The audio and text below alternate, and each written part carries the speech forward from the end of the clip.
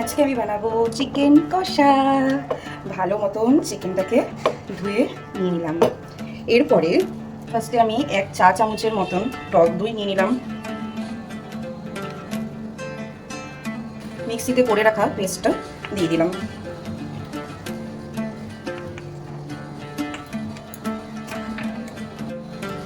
তারপর এখানে পরিমাণ মতো লবণ দিয়ে দিলাম, হলুদ দিয়ে দিলাম। তারপরে কালার আসার জন্য একটু কাশ্মীরি লঙ্কার গুঁড়ো দিয়ে দিলাম। একটু সরষের তেল দিয়ে দিলাম। হাত দিয়ে সুন্দর করে মেখে করতে হবে যাতে প্রত্যেকটা মাংসর গায়ে মশলাটা ভালো মতন ঢুকে যায়। খুব ভালো মতন মাখা হয়ে গেছে। আমি এভাবে এখন 1 ঘন্টা রেখে দেবো। তেল গরম হয়ে গেছে, এবার ভেজে নেব আলুগুলো। আস্তে আস্তে আলুগুলোকে তুলে নেব।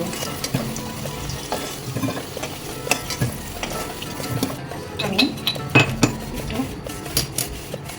রসুন, থেতো করা রসুন দিয়ে দিলাম। এই প্রসেসটা আমি আমার মার থেকে শিখেছি। একটু থেতো করা রসুন আর 1 চামচের মতন চিনি দিয়ে দিলেন, কালারটা খুব সুন্দর আসে। তেজপাতা দিয়ে দিলাম, শুকনো লঙ্কা চিড়ে দিয়ে দিলাম, গোটা জিরে দিয়ে দিলাম, জয়িত্রী দিয়ে দিলাম, এলাচ 4 টুকরো এলাচ দিয়ে দিতে হবে।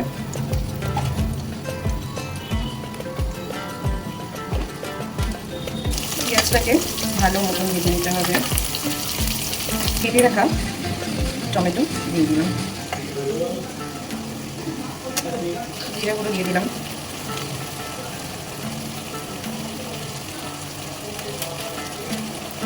ধনে গুঁড়ো,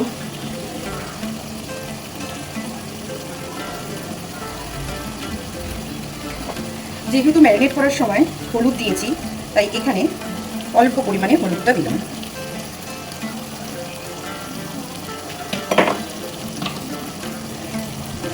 লবণও ম্যারিনেট করার সময় দেওয়া হয়েছে বলে এখানে অল্প পরিমাণ মতো বুঝিয়ে দেবেন আপনারা।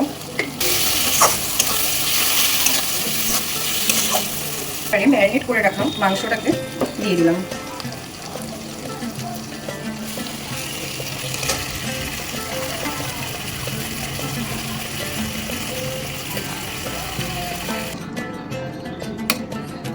ভালো মতো মিশিয়ে দিলাম। এবারে ঢাকা দিয়ে লো ফ্লেমে এটাকে রেখে দিতে হবে। এখানে ভেজে রাখা আলুটাকে দিয়ে দিলাম।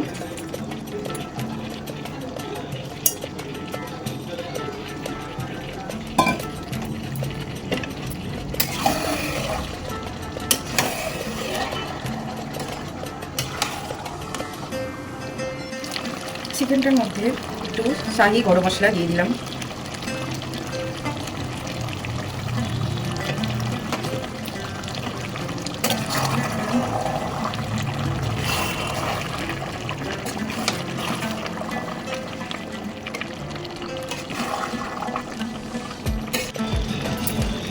ঢাকাটা খুলে মাঝে মাঝে এভাবে নেড়ে দিতে হবে।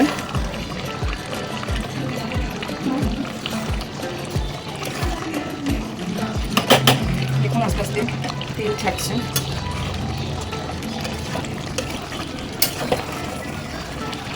মাংসটা সেদ্ধ হয়ে গেছে, এর জন্য গ্যাসের ফ্লেমটাকে বাড়িয়ে দিলাম। এবারে বাড়িয়ে দিয়ে কষাতে থাকবো।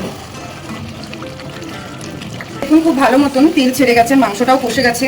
এরপরে একটু গ্রেভির জন্য জল দিয়ে দিলাম, গরম জল দিলাম।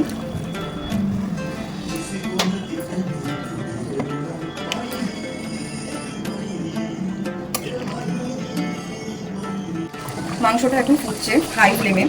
এই টাইমে আমি 4টা চেরা কাঁচা লঙ্কা দিয়ে দিলাম।